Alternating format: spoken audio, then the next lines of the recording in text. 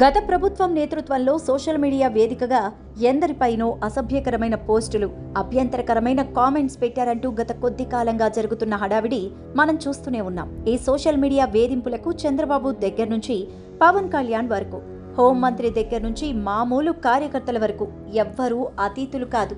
ఎవరి వంతు వారిదే అన్నట్టుగా ఎవ్వర్ని వదలకుండా ఆఖరికి కుటుంబ సభ్యులను కూడా కలుపుకుంటూ ఎన్నో రకాల పోస్టులు సోషల్ మీడియాలో వైరల్ అయ్యాయి. ఈ నేపథ్యంలో ఎలాగైనా ఈ సోషల్ మీడియా వేధింపులకు ఫుల్ స్టాప్ పెట్టాలి అని కూటమి ప్రభుత్వం గట్టిగానే నిర్ణయించుకుంది. ఇందులో భాగంగానే ఏపీ పోలీసులు కూడా సోషల్ మీడియా వేధింపులకు పాల్పడిన వారిపై ఉక్కుపాదాన్ని మోపుతున్నారు.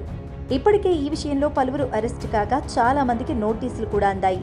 మరోపక్క ఈ విషయంపై స్పందిస్తున్న వైసీపీ నేతలు అరెస్టులు చేయడం అన్యాయమంటూ వాపోతున్నారు.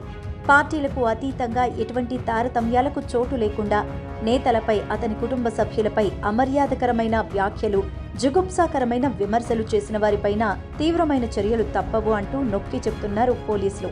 తాజాగా ఇందులో మాజీ ముఖ్యమంత్రి వైసీపీ పార్టీ తరపున 2024 ఎన్నికలకు ముందు సోషల్ మీడియాలో యాక్టివ్గా ఉన్న కొడాలి నానిపై కూడా కేసు నమోదైంది.